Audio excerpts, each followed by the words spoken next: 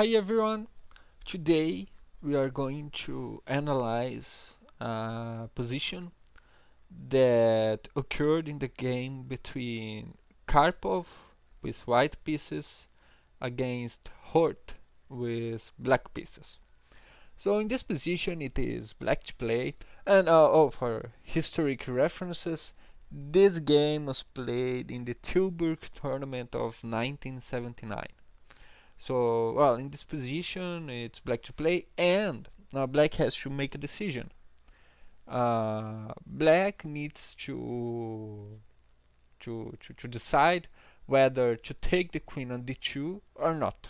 I mean, black can exchange queens by playing queen takes d2, then rook takes d2, and black has to know if this endgame is favorable to to to their side, and it turns out it isn't.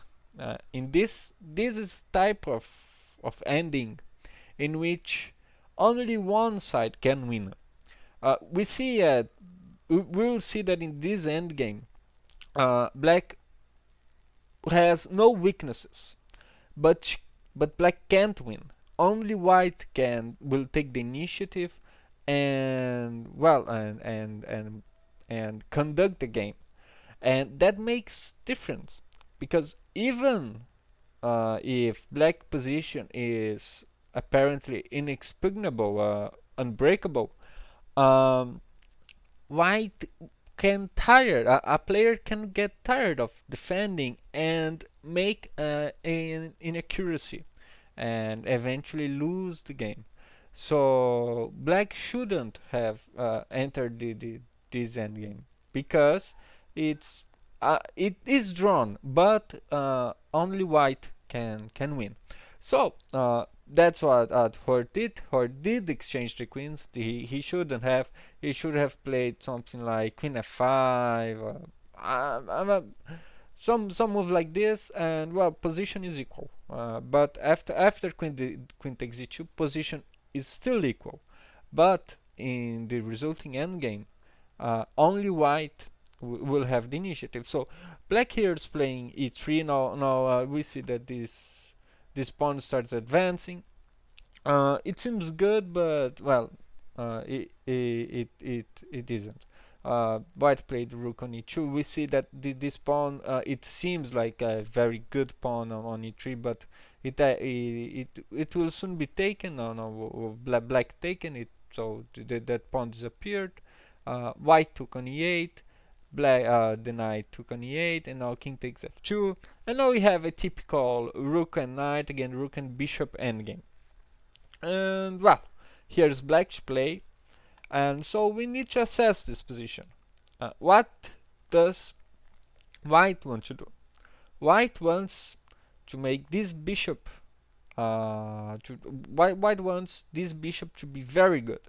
This bishop is pointing, it's aiming the b7 pawn. So a possible plan for white would be to play a5 followed by b4, b5. That plan is dangerous, and black has to stop it. So in this position, black plays a5. Note, black didn't play c5 here in this position. It didn't play black didn't play c5 because of king e3. No. Well, white won't play d5. The d5 here is bad decision because we are locking this bishop. Now this knight will have this fabulous square on d6. So no, white doesn't play. If black played c5, white would not have advanced upon. White would have simply played king on e3. And now if, for instance, black takes on d4, then rook takes, king takes, this bishop is a monster. He is attacking the b7 pawn. And if you compare the kings, white king is way better than black king. So c5 would have been a horrible move. So black played a5, is stopping the b4 threat. But still, now what is white's plan in this position? Well, Karpov first protects the pawn with a king. No, the pawn is safe. the king protects it. And white will start some activity on the queen side. White will play rook b1 and b4. This b4 is a constant theme in this position, because by opening the b file, white will exert pressure on the b7 pawn. So that's basically white's plan. But again, I repeat, black has no apparent weaknesses. This endgame should be drawn, but it is white who has the initiative. So white king is already in the center, so black follows natural plan to bring the king to the center. This king will act on the queen side to defend the b7 pawn. The b7 pawn is the main target in black's position by both white bishop and the white rook when put on b1. So the black king will go to the queen side. Oh, white followed rook b1, king e7, g4. No, g4 is important. Is a very how do you say it in English? Is useful move, because what does it do? Well, black eventually might want to play something like f5 and g5. We see that black has 3 against 2 in the king side, so black may try some to gain some space on the king side. This move g4 works against it.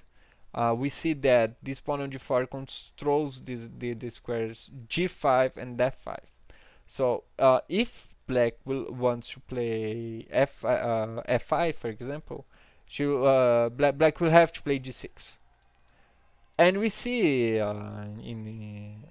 that every pawn move is a weakness, or generates a weakness. So if black plays g6, then black's f file will be endangered, and the f file is opened for white's rook.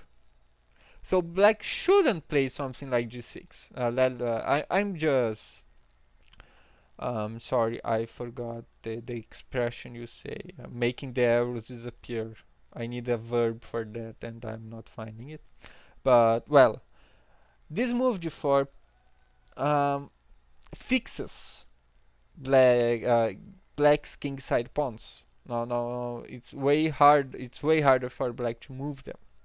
But one can argue. I just said this earlier.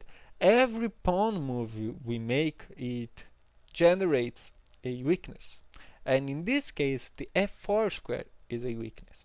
So, if in an ideal world, if black could play g5, followed by knight to c7, knight to e6, and knight to f4, black would stand great in this position.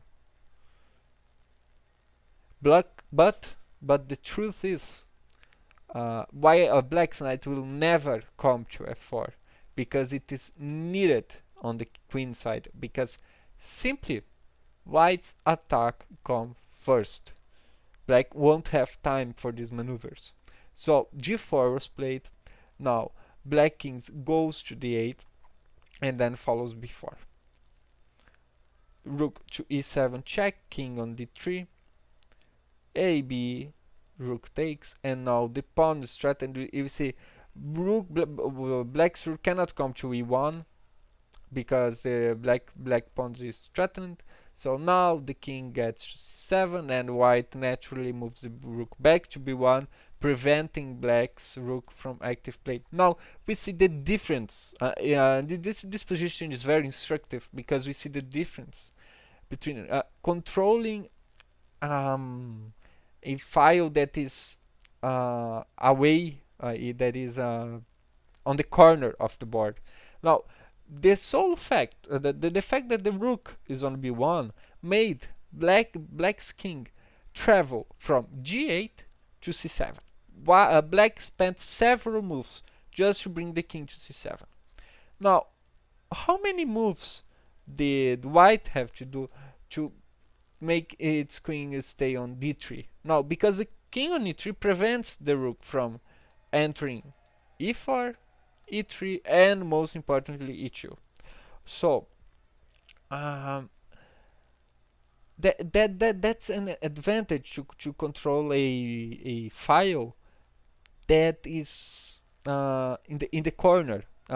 This the Black's rook of course controls an open file, but this king of white's king prevents it from prevents the black rook from getting to these squares e2, e3, e4. While when white's rook controlling the corner, a corner file of the board, attracted black's king from g8 to c7, making black lose a lot of tempos.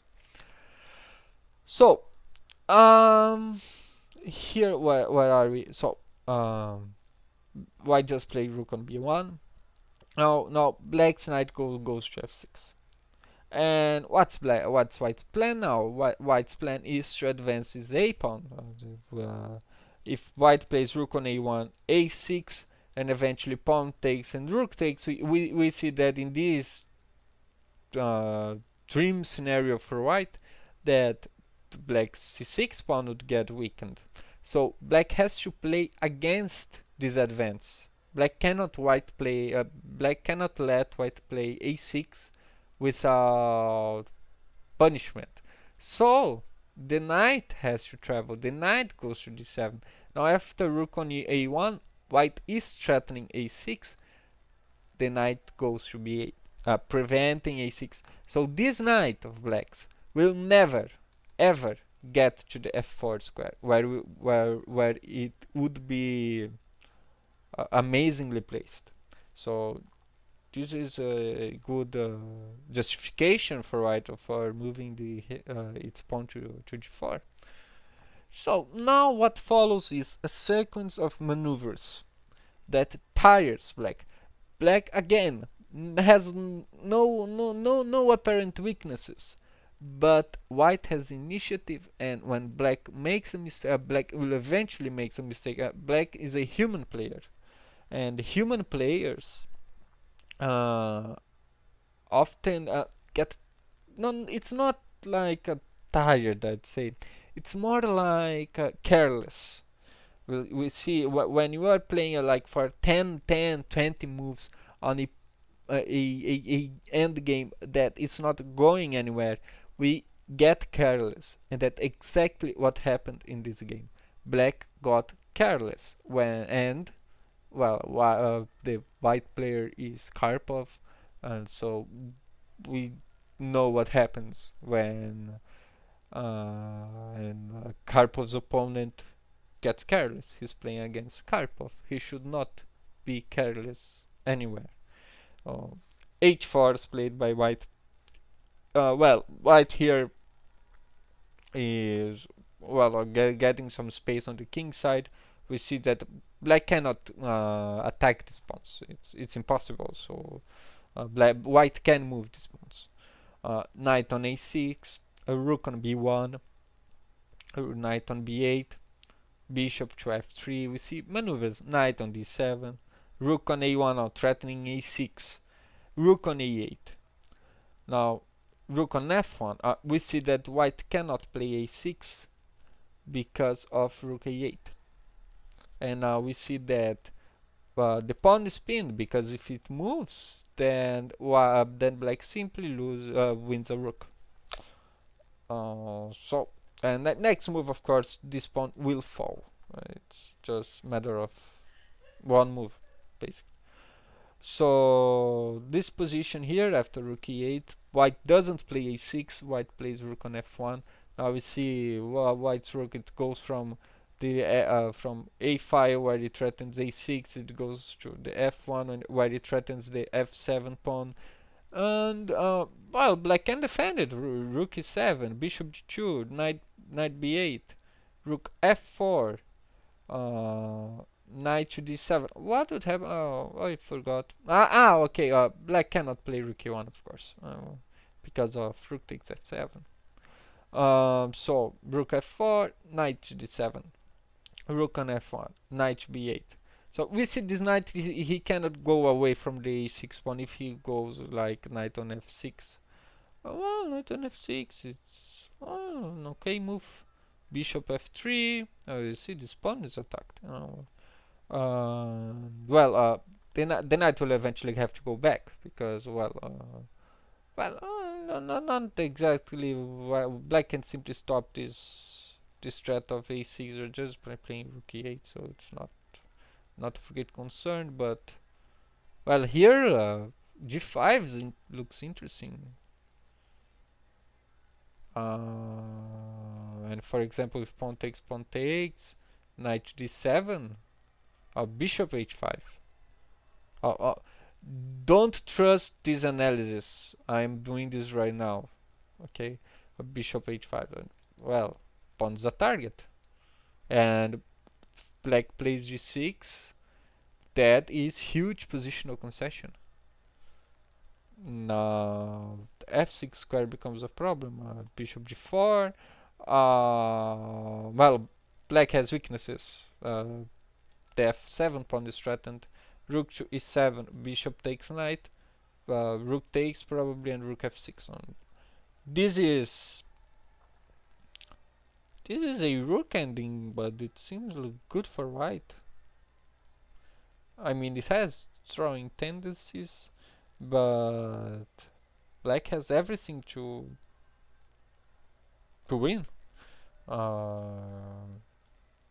Black king can of course go like this, but I don't know. I don't know. I don't know. But it seems a very interesting endgame to me. Can we make plans for let's say king a4, king a7, king e5, maybe king e5? Is this king going anywhere? Oh, I can play rook d6 followed by king f6. So, for example, king a6, rook d6. But does this lead somewhere good? Rook to c7, king on f6, king takes. Is this good? Oh no, this must be calculated. I am beginning to think this is not good for white. Let me just turn the it's equal position here. Oh, oh. Here it's a win for white. It's rook d8. King takes and king d6. Oh, the rook's trapped. The things the machine finds. The rook's trapped. Rook on d8 is strong. Oh, one for white. Well, it gives equal position. But anyone here would certainly prefer white. I mean, white's much better. So, I'm sorry I did this. It wasn't planned, but so here follow knight b8, and now all my analysis of knight on f6 followed by bishop f2. So not exactly my analysis, but okay. So here black played knight b8. And well, now bishop e4 is played. Now knight a6 and rook b1. So again, this is very how do you say, maneuvering games. Why just maneuvering and waiting for black to commit a mistake? Now bishop f5. You see this bishop becomes strong. Knight to d7. Rook on a1 again, threatening to play for a6, and now g6. And now that's the concession black could not have made. And well, now black is seemingly lost. Here Karpov played bishop takes c7. No, the thing is about this g6 move that it weakens the f6 square, and we see that the white rook can easily go there. So black really shouldn't have played g6. It's just very serious mistake. Very serious mistake. And you cannot do that when you're playing against Karpov. So rook takes d7, rook on f1, king to b8. Now black king is going for that plan I just told you to attack this a5 pawn. Rook on f6, king on a7, h5, h5, and now black has to play. We see black cannot play g5 because simple rook h6. If g takes h, then g takes h, and well, another weakness. So we see that white is creating weaknesses on black's camp. After h5, position of black is difficult. But white is here winning a pawn. Again, black cannot move this pawn on g6. So how this pawn will be defended? There is no way why white will get a pawn. And well, it's a rook ending. Which means it has a lot of drawing tendencies. So even with a pawn up, black will have resources. It's not possibly not lost endgame, but when you don't want to play this endgame as black. So h5 and white wins a pawn. Here black committed a mistake. King a6. King a6. You lose because of a very pretty move for white. Beautiful move. Karpov played g5. And the objective of g5 is to create a passed h pawn. We see now that if pawn takes pawn, then pawn takes pawn. Then pawn takes pawn, sorry. And if this pawn takes pawn, which is what happened, then white plays h6. Now black king took on a5, followed h7. Now white is just threatening to promote queen, so rook on d8 was played by black, and now rook takes f7. And this is a pawn endgame. See, black is a pawn up, but these black pawns aren't the kind of pawns we like. We see black's pawn here are doubled. These pawns here won't be queening for a long time. So white here is way better. You can compare white pawns with black pawns. White has his pawn on the 7th rank. Also, the rooks. The black rook is tied to the h8 square. Black rook cannot leave its 1st rank, while white rook controls the 7th. So this quality material, this beautifully placed white rook, this beautiful h pawn, this is way more important than this black material advantage. So rook takes f7, and now the pawn is threatened, so black played b5. And now after c takes b5, king takes b5. Now here, this is rook endgame, and this has to be played with precision, and that's exactly what Karpov do. Now, what does Karpov want to do? Well, Karpov wants to play rook g7, because after rook g7 he will be threatening rook g8, followed by this promotion. But first he plays this move, rook on b7 check. This move is simply very good. It's how do you say it? It's simply good. First, the black king will be driven away from his c6 pawn. The black king will go to the corner. Here black played king a6. No, the king, but black's king is one more tempo away from the center of the board. And now white played rook g7. Now this is fine maneuvering. This is Subtle maneuvering. Rook b7 check first. Now the king is on a6 and then rook g7. Now forcing rook h8. So we see how how how how um, how powerful these two pieces are. Oh, another remark I just it just came to mind. These white pieces are very strong. But not only that, one key factor in this position is that black king is way away from the pawn. We see that imagine just for a moment that black's king were on h8 and that black's rook was on e6. Then it would be completely different scenario because this pawn would be easily stopped by the black's king. So we see that um, this is an important nuance of endgames. I mean, um, a pawn that's advanced, that is passed, and it's far and it's long of a lot of distance away from the opponent's king.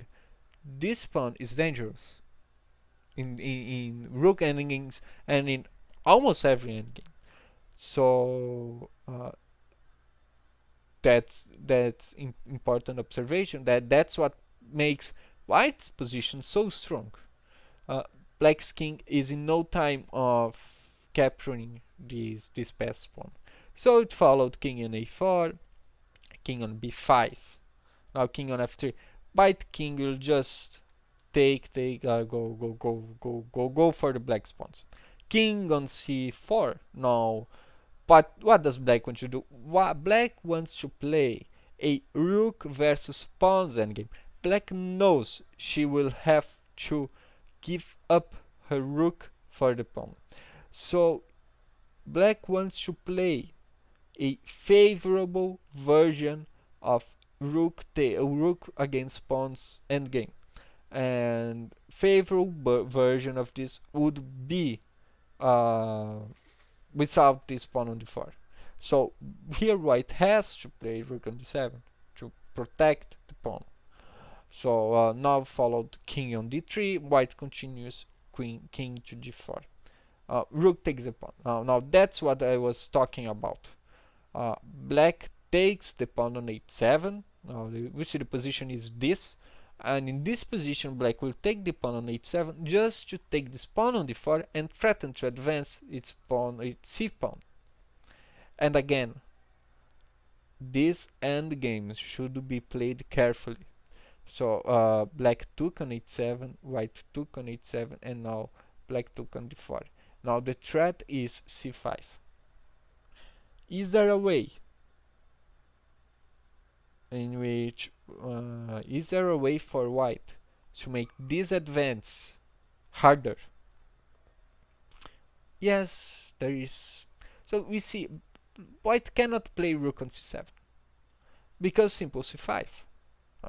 Rook on c7 is not that good. Best move is rook on d7 check. By playing rook on d7 check, white is forcing black's king to either enter the c file, blocking its own pawn. If by black goes king to c4, then this pawn is blocked. Or black can play king on e4, and now the black's king is away from the c6 pawn, and now black plays rook on c7. Now we see black cannot play c5, so black has to play king on d5. And well, this position here, after rook on d7 check, I believe black just resigned. But it's important for us, since we're studying it, to see what would have happened after rook on c7. Let's say king on d5, then white will just take these pawns on the king side, and well, black will of course start advancing its c pawn, but white's king will soon be very near black's king, and eventually the pawn will be captured. Let's check that. Well, black just has basically one plan, right? To move its king further and support its c3 pawn. But now there is this check, and it's that classical check in which black king is forced to go to the c file. And now this allows white king to go to the e file, and after king on b2, then simple rook on c7, pawn on c2, and now king on e2.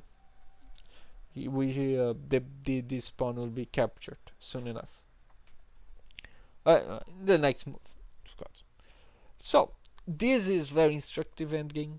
I'm glad you watched it. I'm sorry for my English. I'm trying to practice my English. That's why I am making this video. So I'm glad you watched, and please subscribe and like the video, please. Thank you. So goodbye.